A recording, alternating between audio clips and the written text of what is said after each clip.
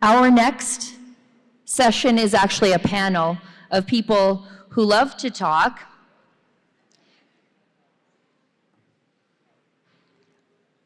I want to know if the mainstream media is actually capable of treating Western grievances with fairness, accuracy, or even a shred of honesty. No, that's okay, because we don't have to rely on them anymore.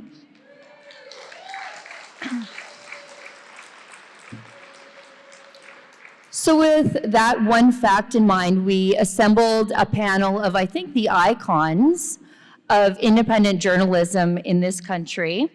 I'll call up Rachel Parker. She's an independent journalist who's earned a reputation for digging where others won't and refusing to follow the script written in Toronto newsrooms. Do we lose her? Come on up, guys. May as well come on up. And joining Rachel is Keean Bexte. He's the founder of the Counter Signal. He's exposed hypocrisy at the highest levels, from Davos to Parliament Hill, by saying what the legacy press won't. And then we have Derek Filderbrand, publisher of the Western Standard. He knows firsthand what it's like to be shut out of polite media circles for telling inconvenient truths about Ottawa's treatment of the West. Grab a seat, guys. Yeah.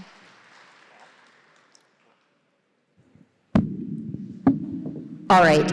I thought, since we have an hour-long session, and I'm making the rules since I have the microphone, I thought I would give each of the respective journalists 10 minutes to do a little bit of this, and I don't think that's going to be difficult for them. And then I thought we would give about half an hour, I think, because lunch is coming, to take some questions from the crowd. And I have a question too, so I'll ask that also. Who wants to start? Kian? All right. Hey everyone. This is quite the crowd. I remember back in 2013, this is like bigger than what the Wild Rose AGMs were back in the day. So my name's Keean Bexte. I'm a journalist, and it's great to be in Red Deer. I love this place, and it's even better to be at another Rebel Live rally. These are where the magic happens. This is where the actual thinking happens behind the movements that you see in this province. You know, as I came here today, I drove up Gates Avenue, and it's a road that was named after my great-great-great-grandfather, Leonard Gates. He's the man that founded this city and settled this land. So when I say I live and breathe Alberta, I really mean it. When I got out of my car, I walked in. I got in just in time for my friend David Parker. He was speaking and I listened. And I have to push back a little bit on something that he said. He claimed that Albertans are looking for a leader to tell them what to think. Someone like Cam Davies. I don't know what province he's talking about, but it's not mine. My role as a journalist is not to be here and tell Albertans what to think. It's not to tell Canadians what to think. It's not to tell politicians what to think. No one in this room is waiting to be told what to think. That's not who we are. I'm here because I believe leadership isn't about command. It's about clarity, and it starts by listening. I've spent the last decade traveling across this province. I've stood at protests, I've been at rigs, I've sat at kitchen tables, and in places most journalists in the mainstream media would never dare to step foot. And let me tell you, Albertans know exactly what they want. They want to be left alone. They want to work hard. Yeah. They want to build something that is worth passing down. They want Ottawa out of their pockets and out of their way, and they want the freedom to develop their resources without being shamed or shackled by some United Nations-inspired climate agenda.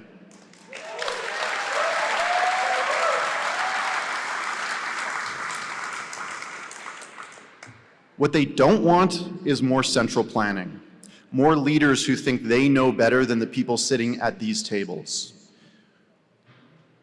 They don't need to be talked down to like they're the problem. We're the solution. I've never pretended to be the voice of Alberta.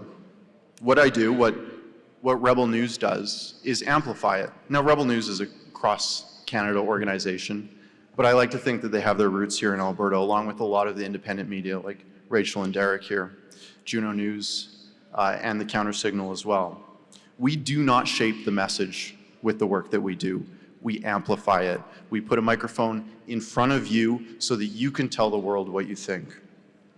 It's loud, it's unfiltered, and unlike the mainstream media, it's without apology. So no, I'm not here to tell Albertans what to do. I don't think we should be voting for any leader who thinks that they should tell you what to think.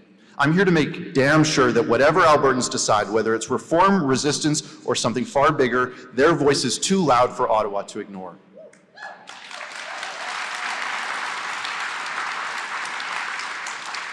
Because we do not need a leader, someone, whoever it is, David listed off a bunch of them.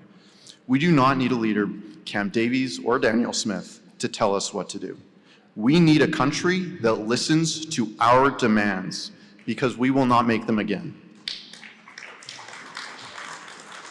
They will listen, or they will learn what happens when they don't. Anyways, I'm excited for this panel. I'm excited to chat with my friends here, and I'm excited to chat with all of you throughout the day. This is a really exciting event. Ezra Levant throws on a hell of a party, so let's get going, and I'm excited to hear from you guys. Thank you, Kian. Derek, you want to go next? It's you, Derek. Let me put this up. Thank you, Sheila. I want to thank Ezra Levant, Rebel Media, for putting this on in Red Deer today. Like Kian said, it kind of reminds me of old Wild Rose AGMs. Although I'm not happy you put us in the worst speaking slot right before lunch. I'm so heartened to see our movement is coming of age. We're growing up. Without reiterating the entire history, if you want that, Corey Morgan's sold out of books already in the back. But for the longest time, the independence movement has been defined, rightly or wrongly, as a couple of cranks living on the ranch somewhere in central Alberta. It's not anymore. In 1982, I was riding my bike up here today, and we went through Olds Disbury Three Hills, which is having a by-election right now, and I saw some of the election signs. 1982, that constituency, with some slightly different boundaries on it, elected Gord Kessler of the Western Canada Concept Party. He was the first member of the Alberta legislature to be an openly proclaimed nationalist for Alberta. I briefly was only the second member of the Alberta legislature to be an openly declared supporter of independence, Alberta nationalism. The movement has never had any significant long-term partisan success. It has not succeeded in electing people of any number, but it has grown and it has matured. In my own time, when I was done with politics, there was an attempt to unite the different small independence parties. The Freedom Conservative Party and the Wexit Party came together to form the Wild Rose Independence Party, but that didn't include some of the others, the Independence Party of Alberta, and then a number of other ones which were quasi-independents. It didn't go anywhere, but it did have some resonance for some time. When I was done with politics, I decided to bring back one of Ezra Levant's old publications, The Western Standard.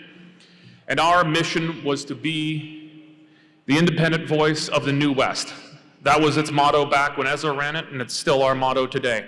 And we began as our first mission about building Alberta's culture and identity, our sense of ourselves.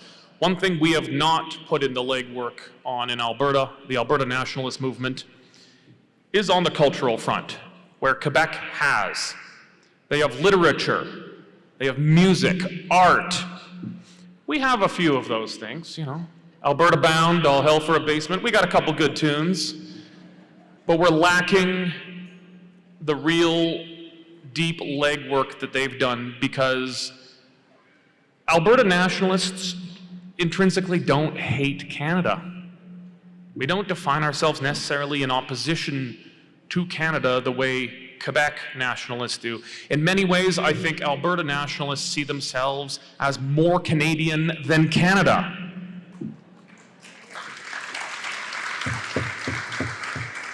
We don't want to leave Canada. We want to leave the country that has already left us.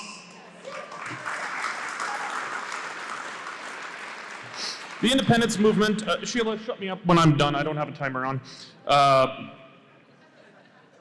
The Wild Rose Independence Party had a brief bit of at least polling success while Jason Kenney was premier. And there was a number of reasons for that. It was the growing independence movement. We had Wexit merge into that party, and you had then COVID creating general discontentment with both the Alberta and federal government as they operated as almost one and the same on COVID policies.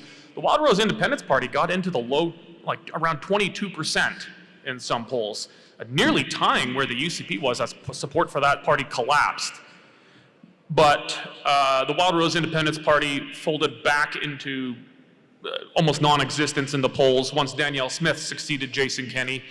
And she came in on, while not a full independence platform, certainly a sovereigntist platform. We had the Sovereignty Act. And that told people that, okay, well, we're getting the right messages. Independence doesn't seem to be at least politically feasible at the moment. But this seems like some pretty good steps in the right direction. We're going to build our institutions the way Quebec has. Police, pensions, that kind of thing. We've seen some progress on that, but far, far from enough and far from as much as was promised.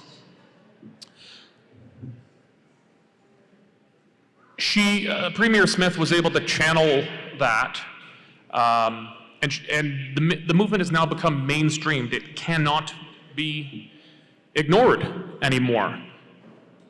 If someone would have put together a town hall on independence even a year ago, this room would be maybe a quarter the size. Maybe. And we're in Red Deer. Raise your hand if you're not actually from Red Deer. Holy shit. Okay. Raise your hand if you're from Red Deer. Okay. Thank you for hosting us.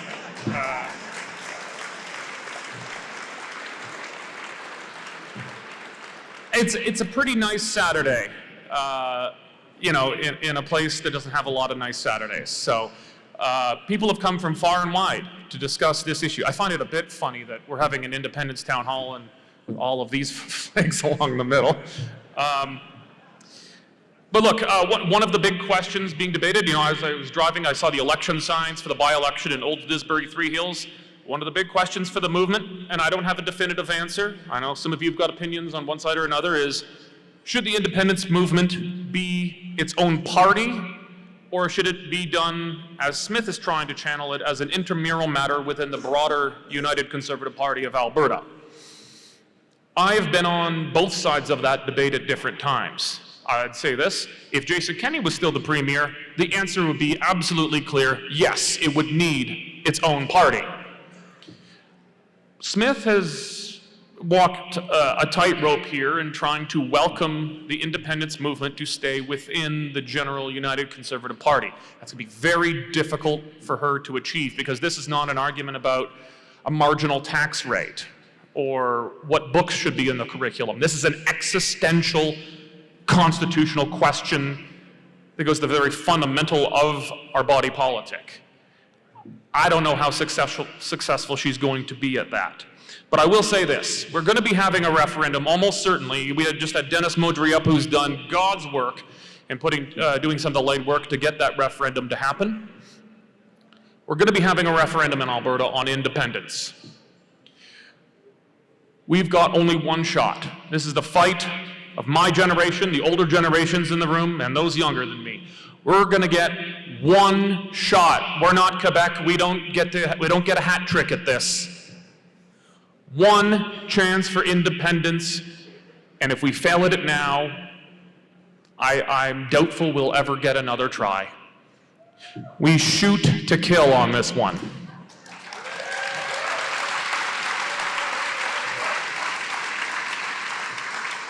And the polling is, it's not, Alberta nationalism is not like Quebec nationalism where it's on the left and the right. It transcends the political spectrum. Independent support in Alberta because it's not an ethno-nationalist linguistic project like in Quebec. It is a largely civic nationalist. It is a political project, and its support is found uniformly on the right and on the center right. And that means, and it's 66% of Conservative supporters in Alberta support independence, and roughly 66% of Alberta is Conservative. That means we have to win over damn near every Conservative-leaning person in Alberta, including those who are a bit more of a squishy Conservative. We gotta win them all. And to succeed in that vote, we're gonna need the machinery of the Conservative Party, the United Conservative Party in Alberta. And that means if this is to succeed, even if you want a different party or you want to do it within the UCP, this means the UCP cannot be a neutral party in this, simply accommodating what we're trying to achieve. The United Conservative Party needs to lead this fight. Danielle Smith needs to lead this fight.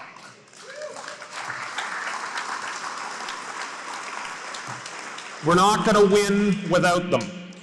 You got to win over the United Conservative Party by trying to convince them, and I'll tell you, there may have only been Gord Kessler and myself who have sat as openly independent supporting nationalists in the Alberta legislature. Who's had quiet conversations over beers with Conservative MLAs and found a lot of them support independence? There's a lot of them. You got to get them on the record. They have to go out there and lead. They have to listen, but they also have to lead. And that means fighting within the United Conservative Party if that's the path you want to take. You have to create incentives. You have to make them realize if you don't come out and support this fight, we're going to take you out in your nomination. Your political career is going to be tied to the success of the independence movement. We're not going to let you just sit by and coast on it.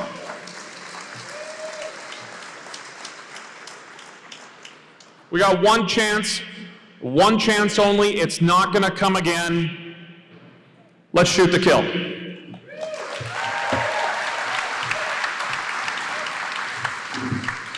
Thank you, Derek. Rachel?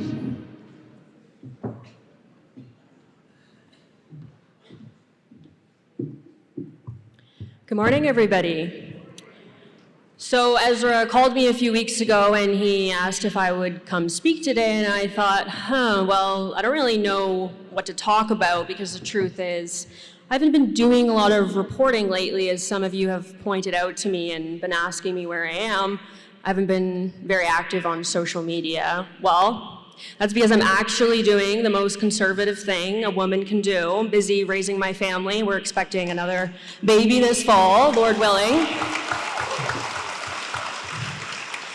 So I've taken a step back from some of my personal ambitions to focus on what really makes our country a better place, what will really make our country a better place. But like I said, Ezra called me, and when Ezra Levant calls you and he wants something from you, you try and say yes, because he is really a pillar of the independent movement of journalism here in Canada. Most of the independent journalists you can trace back to Rebel News, and if they haven't worked for Rebel at one point or another, they've worked for one of the other media companies that was started based off of Rebel's model. So we all owe a lot to Ezra.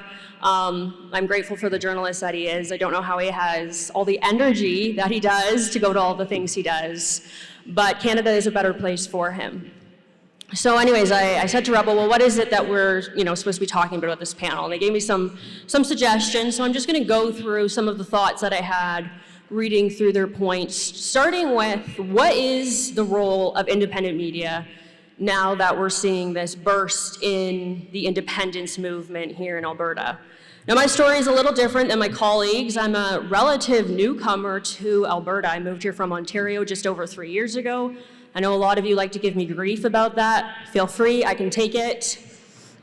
And so I think that is a really big benefit, because it allows me to see this whole situation with fresh eyes as someone who is coming here and who is learning the cultures of the people here.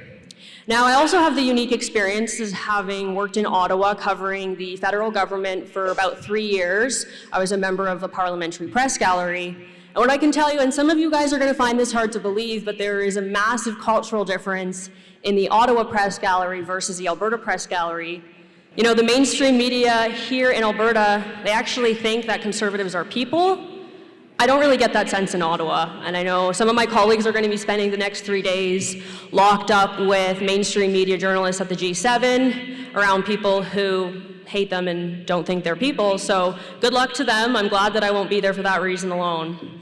But while I've been in Ottawa and I was a member of the I've been in Alberta rather, and I was a member of the Alberta Press Gallery for a period, I was able to build a lot of relationships with some of the journalists. Surprise, surprise, I know you guys probably can't believe your ears right now. You know, some of them aren't actually terrible people. The problem is that they all think we're right-wing nut jobs, and they will tell me that time and time again.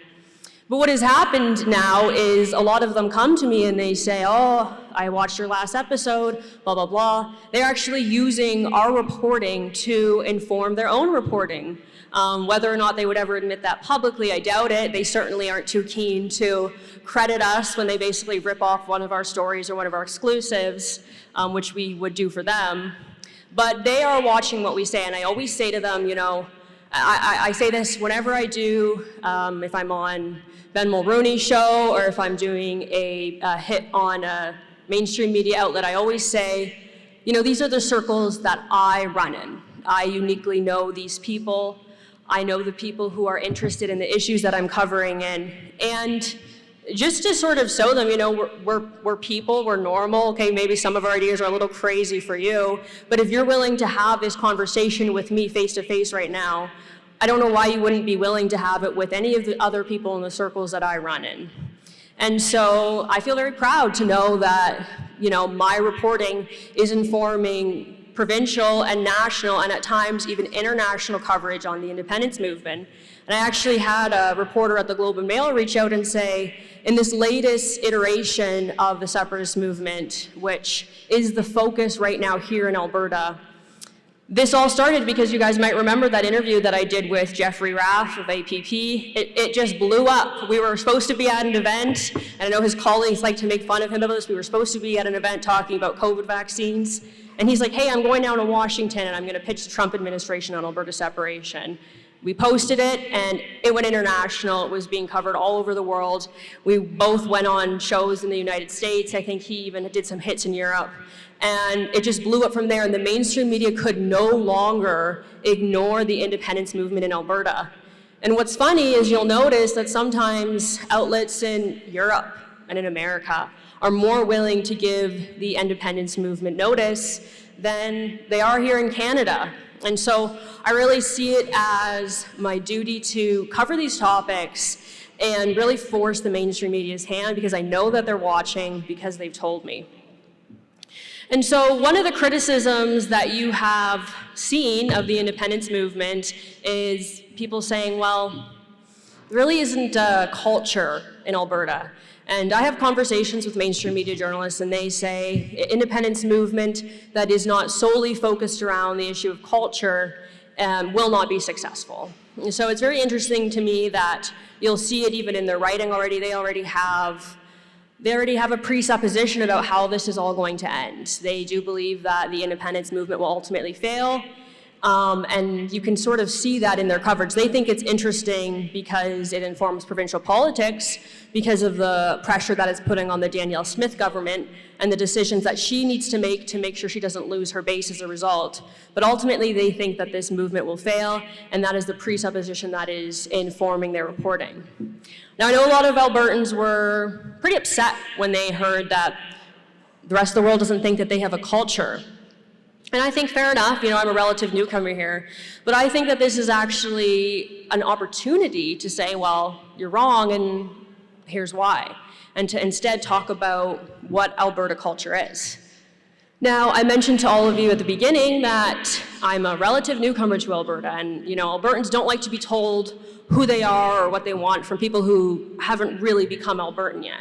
So maybe I'm not the best person to be speaking about Albertan culture, but as some of you know, I am married to the most prominent and at times controversial political activist in the country, David Parker, who was on stage not too long ago.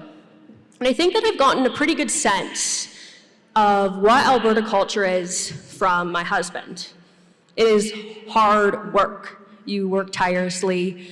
He drives from one point of the province to the other, and he doesn't give up. And that is the culture that I have observed in the attitudes of the people here. You work tirelessly, you work hard, and you don't give up even when the odds are all against you. Thank you, everyone.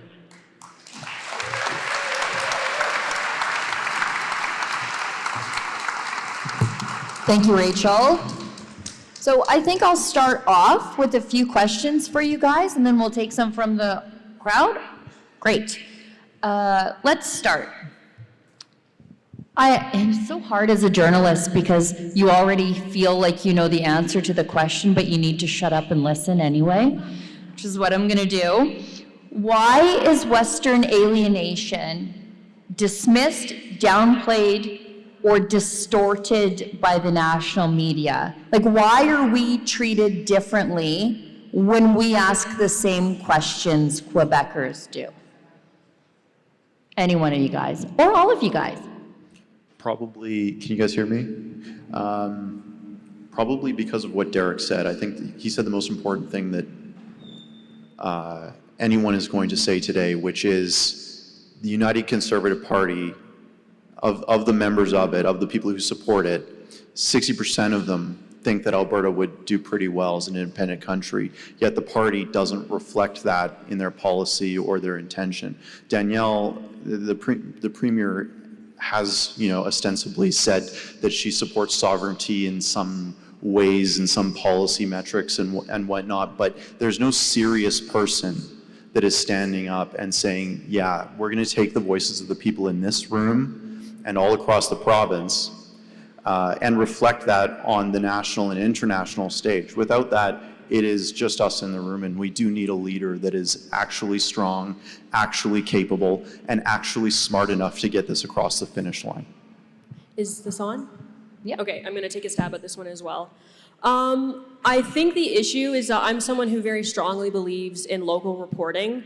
I believe that as a reporter, if you were going to cover a story, it is your responsibility to get boots on the ground, to be in the room, to be in the spaces where the people who are advocating for a certain issue are and talk to them. That is what real reporting is. Unfortunately, one of the impacts of the internet and social media is people covering stories that they don't really know anything about.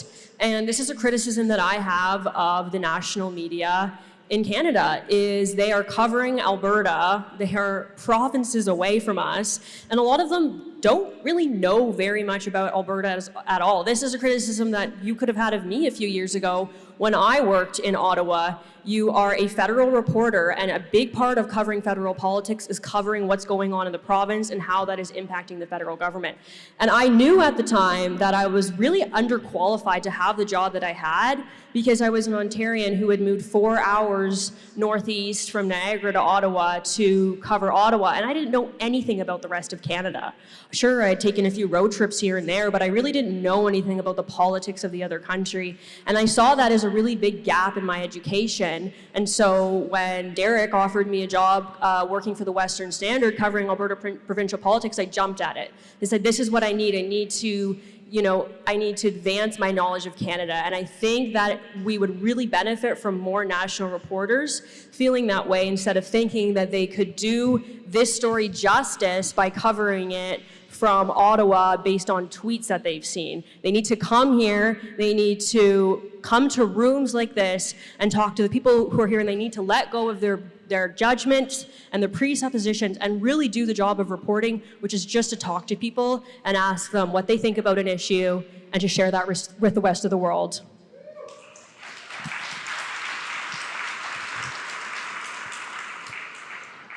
To supplement what Keean and Rachel have said, I think a part of it is the hyper-centralization of media ownership in Canada. In Alberta, do you know who owns the Calgary Sun, the Edmonton Sun, the Edmonton Journal, and the Calgary Herald, and the Red Deer Advocate? One company, Postmedia, one company. And it's owned and centrally operated out of Toronto. and they have a few people on the ground. Even those people in Alberta, they don't have a single newsroom. The only physical newsroom in Alberta, actually, as far as I know, the only newsroom that's not owned by the CBC west of downtown Toronto is the Western Standard. They don't have newsrooms anymore. I know Rebel's got a big headquarters in Toronto, but in the West, there's just no more newsrooms. They don't exist. And they're all owned by one company. So you've got all the legacy newspapers owned by Post Media, and then you've got the radio stations and private TV owned by Global, and then you've got CBC. Now that's less of a concern today than I think it was 5 or 10 years ago, because the independent media has come of age. In fact, I even have trouble using the term mainstream media anymore, because we're the new mainstream. We've caught up. We have gotten to scale. Ottawa has done everything possible to prop up the legacy media and to try and throttle the insurgent, upcoming independent media, if we can call it that, things like the Online News Act.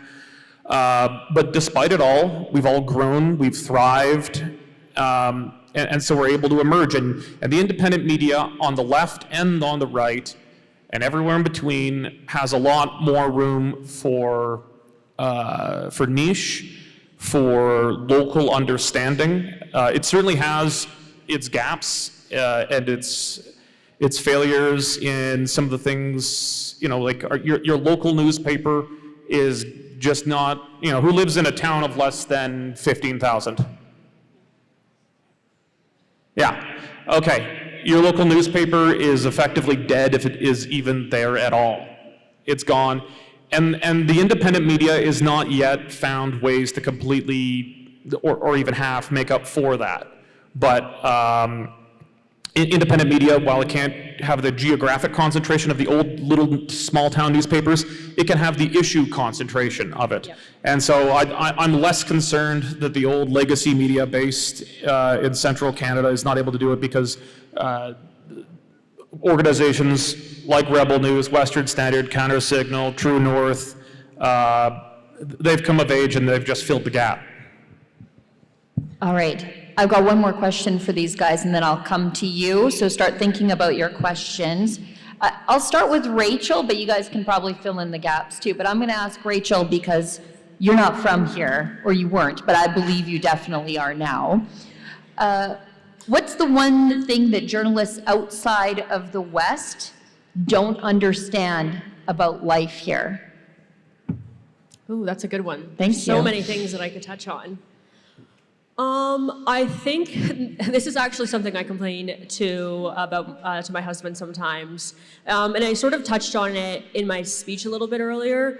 But I think that there is much more of a culture of work here than you will find in Ontario. I feel like Ontario is more of a culture of play. Certainly where I'm from, I feel like there's always social things going on. People love to go up north to their cottages for the weekend.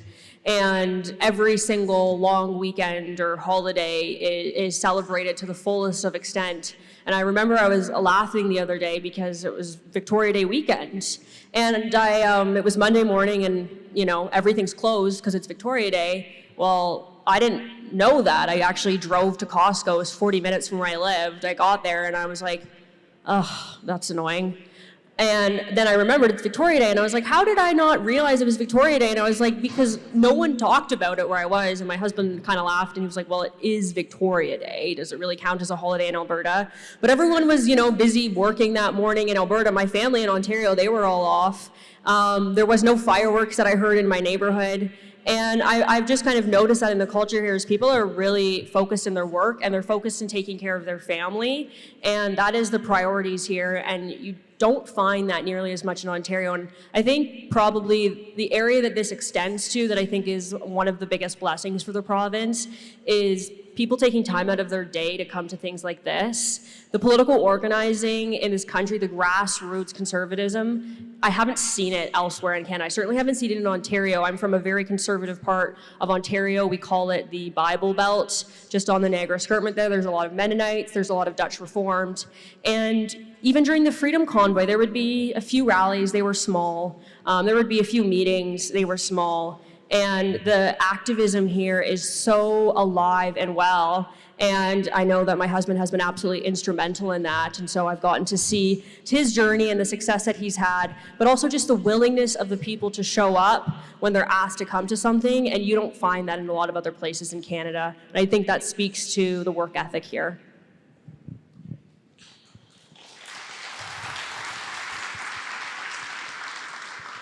One thing Rachel didn't tell you about the Victoria Day, May 24th long weekend is in Ontario. It's actually unofficially known as May 2-4. Like, you go buy a 2-4 flat of beer. Is that why it's called May 2-4? That's why it's called May 2-4. A dirty, dirty secret, I'm actually born in Ontario. Ontario by birth, Albertan by the grace of God.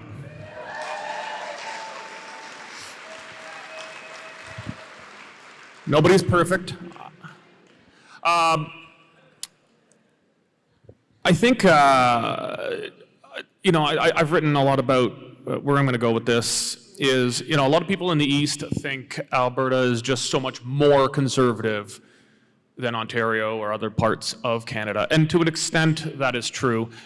But more importantly, it's a very different kind of conservative on the meta level of things. And this is important to understanding the makeup of Canada itself. Ontario isn't conservative, it's Tory. It's the British tradition of conservatism. It's particularly Burkean, and it was founded, like, who populated Ontario? Who were the, beyond the original Indigenous people? It was the Upper Canadian Loyalists. Ontario, if you drive around Ontario, you will never see an Ontario flag fly on private property.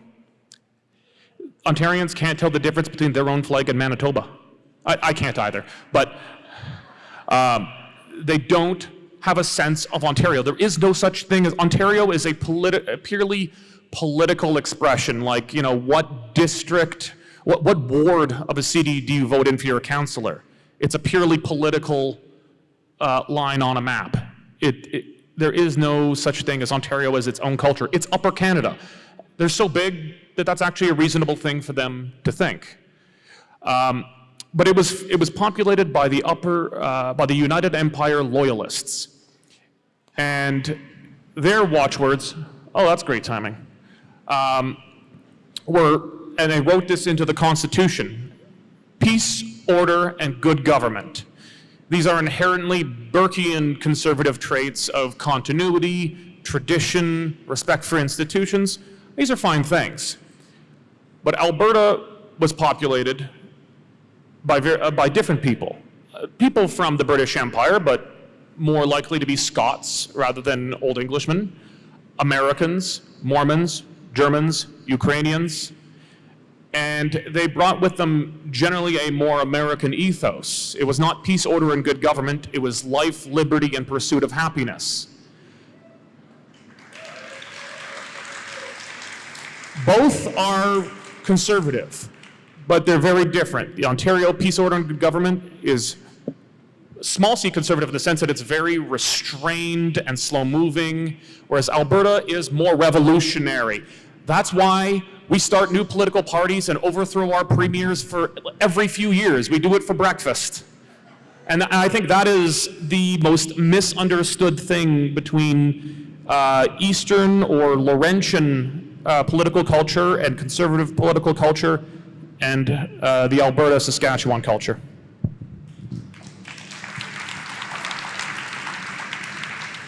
What was the question? Why do we love Alberta? That's always the question. We all know the answer to that. What's the thing that you think Eastern journalists misunderstand about Alberta? it's the people. As Derek said, it's different. It's different here. We value what we have because we think of ourselves as Albertans before we think about ourselves as Canadians. Everything about this province is amazing. You know, I was born here. I don't hold it against my friends here for not being born in Alberta. But you know, having grown up in Alberta my whole life, it has given me everything. And Canada has not done much, to be honest. From the oil in the ground to the mountains on the horizon to the people at the rodeo, everything in Alberta is different. When people say that we don't have a culture like Quebec, I think that's a load of horse crap. The ground that the crops were grown in, that put food on my table my whole life, was Albertan soil. It wasn't Canadian soil, and I will continue to believe that until the day I die.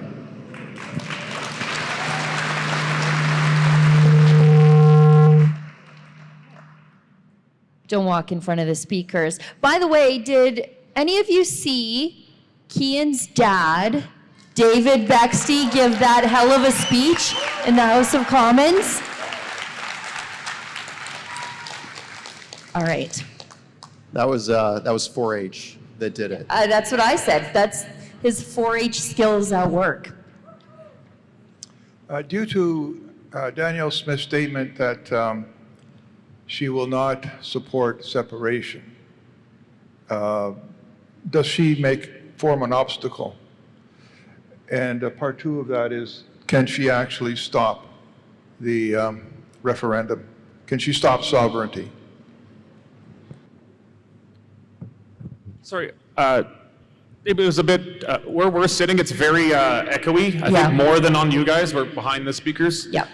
So the question was, since Danielle Smith has said she doesn't support separation, is she an obstacle then, and could she stop it? I'll take a first stab. First, just language. I will answer your question, but first, I'll just say I never call it separation. It's like going to the singles bar and saying I'm divorced. It's independence. We're single. Separation, Canada already separated from us, but now I want us to be independent. We need to learn lessons from Quebec. Notice Quebec politicians never call themselves a province. They say Quebec and the provinces. Government of Quebec, never province of Quebec. You'll never catch me saying the provincial government, the province of Ontario, province of Alberta. I call us just the Alberta government. And I think we need to stop calling ourselves a province, just as the American colonies stopped calling themselves colonies, started calling themselves states. We're the free state of Alberta. To your actual question, beyond my rant. Smith is trying to stay neutral. I don't think she has said she is opposed to it. Because you can correct me if I'm wrong, but I have not seen her say she is opposed to independence. I haven't even heard her say how she would vote. I think she has said it is her role to try and get the best possible deal for Alberta within Canada. Okay, fine, I guess, but I mean, we've been trying for a long time. We've been trying for generations. It's not gonna work, but I do think that if independence is to succeed, in brief time I was in the legislature on this fight, our motto was equality or independence, not just independence, because I do not think that a majority of Albertans are going to vote for independence unless they believe we have exhausted all other options first. We have exhausted options. I mean, by 1997 and the failure of the Reform Party to achieve reform within Canada, it's been done. But I don't think enough Albertans who don't, we're all sitting here in Red Deer on our Saturday. We're paying attention, but most people don't do this. This is not normal people. So Albertans have to see that their leaders have exhausted every single possible option, just as the American founding fathers, even while they were at war with Britain, before they declared independence, they sent the olive branch petition to the king. And it was only when the king read it replied back, "I'm going to hang you all for even attempting this," that they finally declared independence. So in this situation, I think there's merit to what Smith is doing, kind of a last Hail Mary olive branch attempt at reform. I do not believe it will be successful, but Albertans need to see that. I don't think she is an obstacle to independence. I mean, she has amended the Citizens Initiative law to make it actually possible to get a referendum. No other premier in Alberta would have ever dared do that in our history. Even the great ones like Klein, Ernest Manning, none would have dared. So I don't think she's an obstacle. But if we are to succeed, she needs to step up, get off the bench, and lead it herself.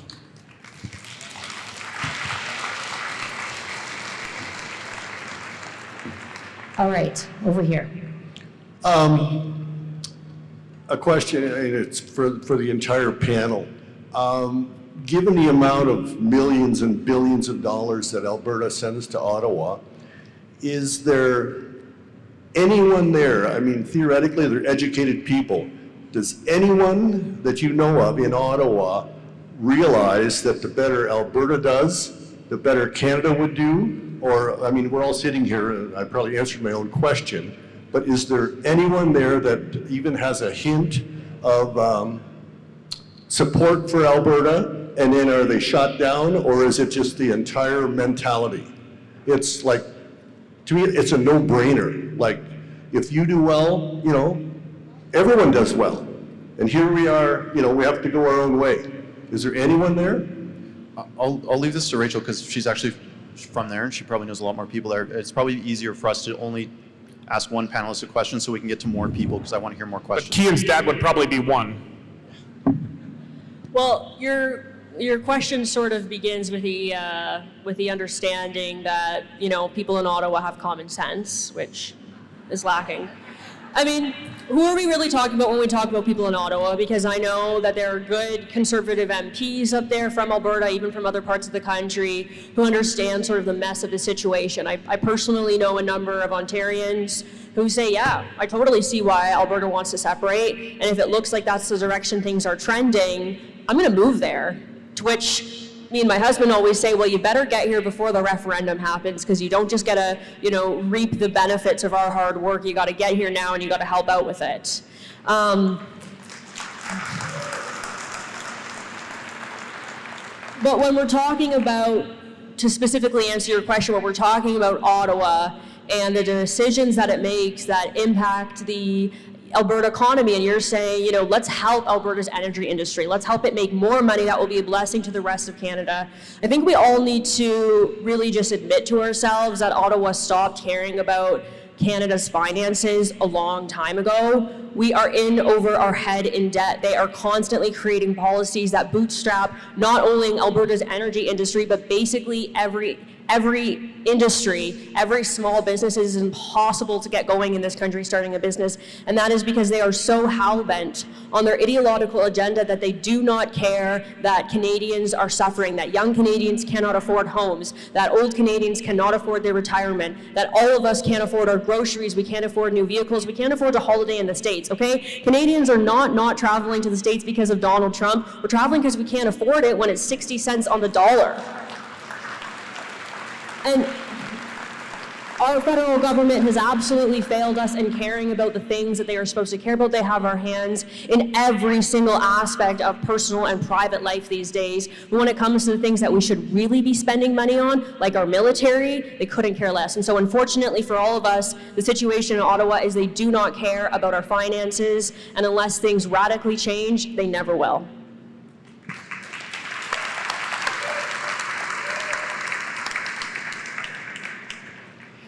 Hi, as independent media, I mean, you are who I rely on. However, I noticed that when Danielle Smith is being interviewed, she is permitted to go off stream and there is no serious hard-hitting questions. What happened at the AGM last year with the Bill of Rights, Alberta Bill of Rights, she completely ignored the will of the people. And there just didn't seem from the independent media that hard-hitting, hold her to account.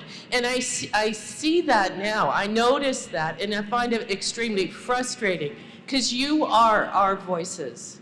You ask the questions that we want the answers to. She just typically goes, give Alberta a pipeline and we will be quiet. We will not be quiet with a pipeline. So what's the question? Question is, do you find it difficult to ask her, or is there a concern that she will not come back to you, that you won't be able to have her on her show again, or what is the difficulty in asking her those hard questions? I guess this is probably the hardest question we're going to ask today. I mean, there's this constant issue in journalism that the mainstream media constantly grapples with. It's like access journalism. Mark Carney and Justin Trudeau do it all the time. They decide whether or not you're going to be allowed in the room based off of how good your pedigree of questions has been. With your outlet, with yourself, and they have like a rubric of whether they're going to either let you into the room or if they're going to sick the RCMP on you and arrest you, which, you know, I focused a lot on federal politics, and I've run that gambit. I've been arrested and detained by the RCMP more times than I can count because I've been trying to ask Justin Trudeau some questions. And I can tell you this, Danielle Smith has never tried to arrest me for asking her a question.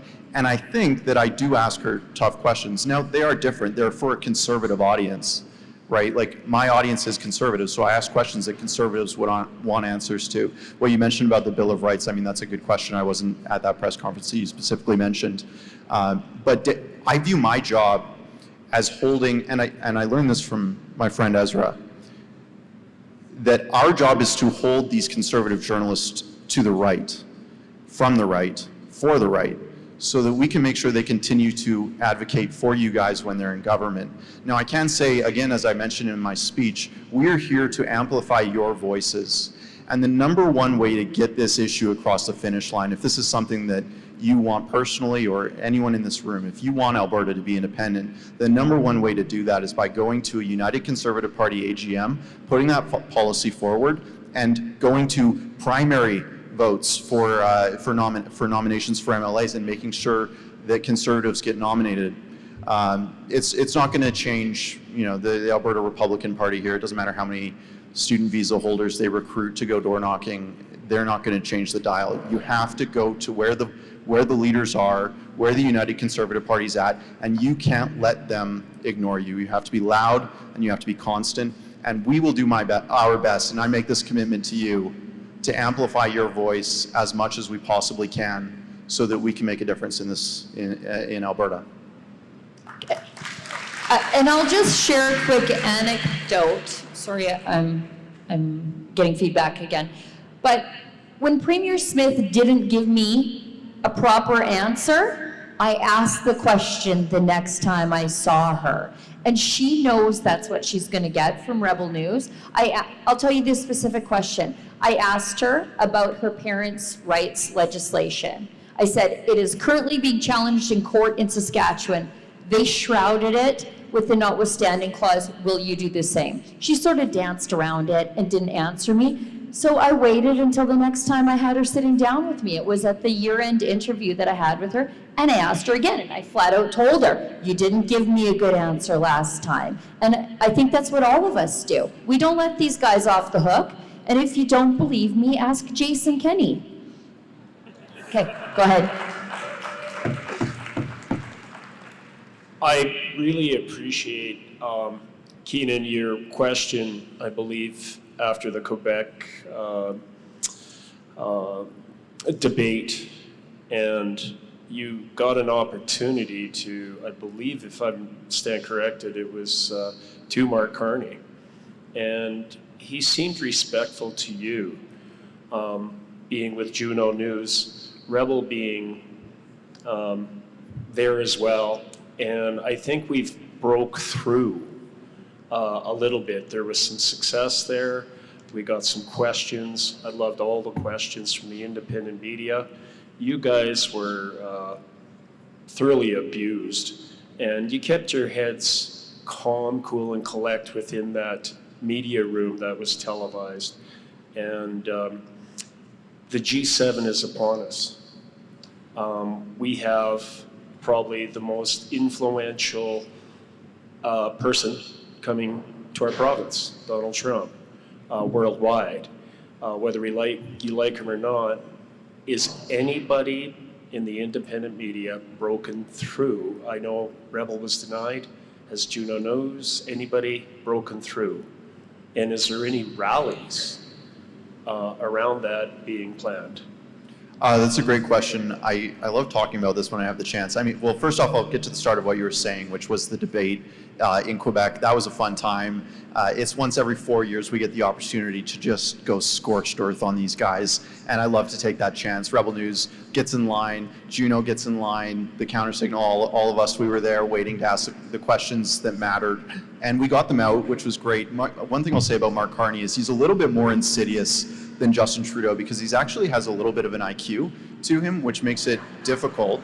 But one thing that he does is he throws the question back at you, and he said this specifically to me. He said, "That's a little bit of an odd question," and he discredits the question. It was a totally valid question. My question was, why are you hiding? Why are you trying to act like this is a new Liberal Party when 99% of it we're just rallying behind Justin Trudeau, the most incompetent prime minister and global leader that the world has probably ever seen and ever will see.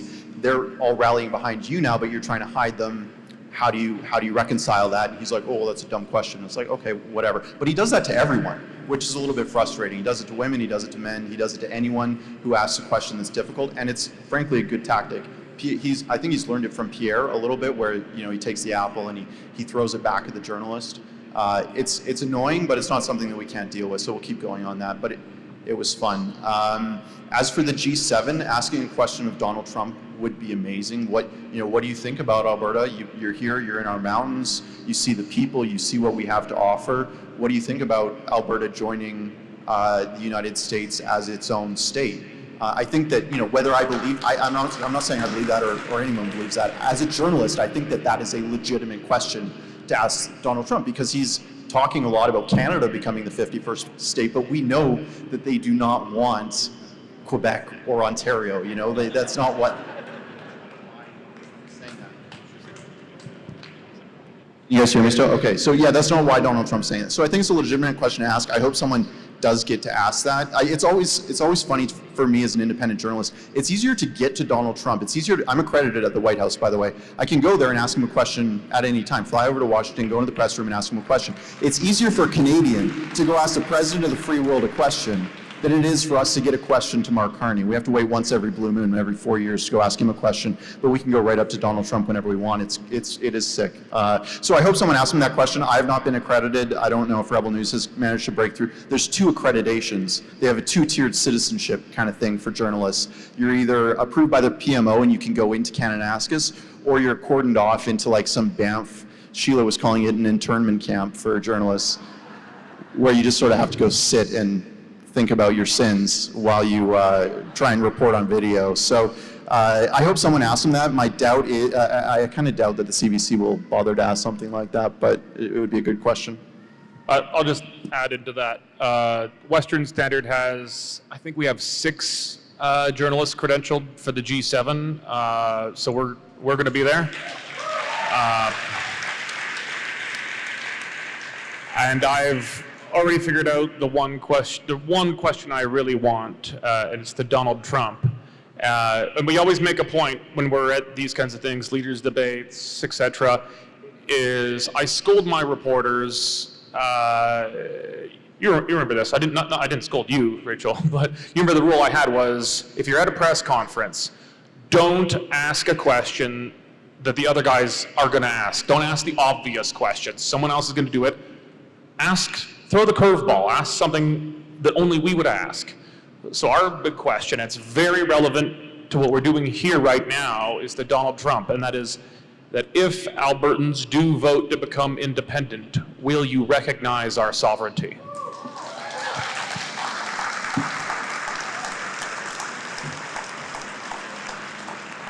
I should tell you. Hey, Sheila, that's my question. Don't take it. Like, you saw how we hustle at the debates. I know. I should tell you guys, we did get accredited for the G7. We have 3, maybe 4 journalists going.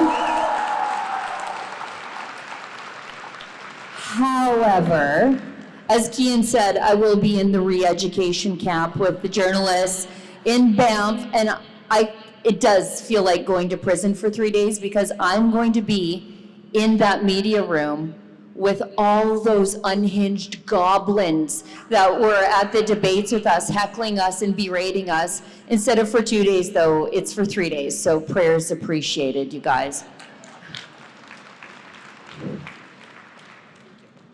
I want to ask, there has been talk about separation and independence also in Saskatchewan and in British Columbia, where there is about 30% of people who are actually interested to have this discussion.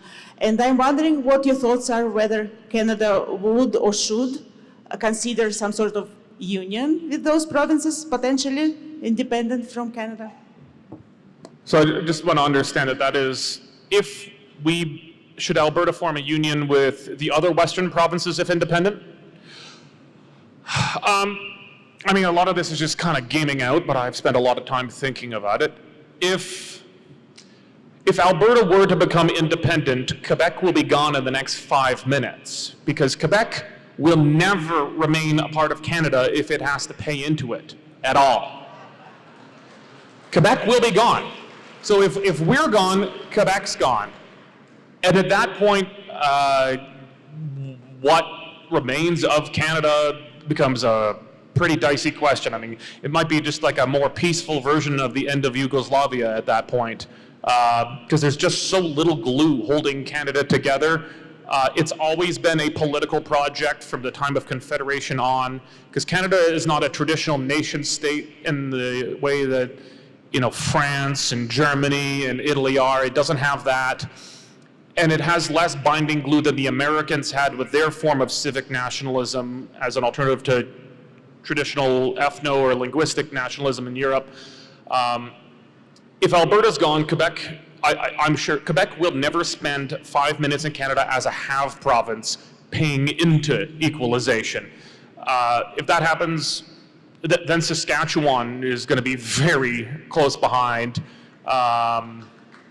And then British Columbia, you know, those who know it well know that the interior really is just rightfully, it's Banff plus, it's ours, like they're us. Those are our people. I don't think British Columbia will be an excited, willing partner in the Western independence project, but I think it could, if Canada just starts to dissolve, it would become a matter of necessity for British Columbia, and then, you know, Yukon, Northwest Territories, etc. It just becomes a matter of, okay, well, what's the most practical thing for us to do from the British Columbia perspective at that time? Is Dallas Brody in here? Oh, right next to you. I don't have my glasses on, so I couldn't tell. You're doing good work. We're watching what you're doing. And so yeah, that's the way my view of British Columbia is in this, that British Columbia is not going to be kind of first man on the beach of the independence project. They're not in the first wave, but that it could be a matter of necessity if the Canadian state begins to dissolve. I think we would then look at forming a new federation with equality of provinces, where we elect our senators, where there is a limited new federal government of a new Western Federation that has the appropriate powers, exercises those powers appropriately, and does not get into the provincial jurisdictions. In fact, when it's all said and done, we might be Canada, and we'll have to decide if we let Ontario join. And I say no. Okay, we got last 2 questions real quick. No statements, no soliloquies, no preambles. Go. So my question for today is, how is Pierre Poilievre a barrier for Alberta independence, and what is your opinion on Pierre Poilievre? Should we switch him, or should we keep him? You snuck in a second question. You guys pick, one of you guys answer it. Thanks. Yeah, I think that broadly speaking, to switch horses from this conversation about Alberta independence and speak strictly from a national conservative perspective, I think that Pierre Poilievre didn't lose that election. I think Jagmeet Singh was so busy in his personal relationship with Justin Trudeau that he failed the country and his party so badly that Mark Carney was able to run away with the country. I think that the voter coalition that supported Pierre Poilievre is far more stable and strong than Mark Carney's coalition. When people realize that he's actually governing a little bit as a centrist, like I hate to say it, but he is more to the right than Justin Trudeau. When these hardcore union labor socialists who have voted communist, I mean, Anne McGrath, someone who you might know, she actually started my career when I chased her down on a Calgary street. She ran for the Communist Party of Canada back during the Cold War, and she was running Jagmeet Singh's NDP. Like, she is the base of the NDP. And now they have to put up with a central banker, Mark Carney, who was appointed by Stephen Harper. That coalition is not going to last 4 years. It's just not going to. So all they need is a rematch and not have Donald Trump interfere in the election and scare, you know, some moderate people away from Pierre Poilievre who think that, oh, because Pierre's a conservative and Donald Trump's a Republican, they're the same. I mean, it's really, really poor intellectual thinking there. But I think a rematch, Pierre wins. So do we roll the dice and potentially get Jean Charest or Aaron O'Toole again, God forbid? Or do we stick with someone who has made some mistakes, but we've learned, like Danielle Smith, politicians can learn from their mistakes. So do we allow them that second chance? I don't know, that's not up to me, but I think it's a question that needs to be asked, and I'm glad you're asking it. Okay, last question, real quick. All right. Can a person with disabilities like me just join the referendum to, just despite having to lose a father figure or also a job? Can you repeat the question, Sheila? Yeah, so can a person with disabilities participate in the referendum? Is that the question? Yeah. Absolutely. I'm sure that they would definitely welcome for you. Honestly, for anybody who wants to get involved despite whatever limitations you might think you have, I guarantee that you would be welcomed with open arms. There's lots of people here at the back who are involved. APP is here, they have a table. I would suggest going over to someone just after this conversation and saying, I want to get involved, what can I do? And I guarantee you that they would be so happy to have you and they're going to find a place for you. Yeah. That's the Alberta way, help where we can, how we can. All right, while you're all still listening, will the proud owner of a white Subaru Forester go outside and turn your lights off? The license plate is BZZ7009. All right, that's it, guys. Thank you so much to our media panel. Appreciate you guys, Keean and Derek and Rachel.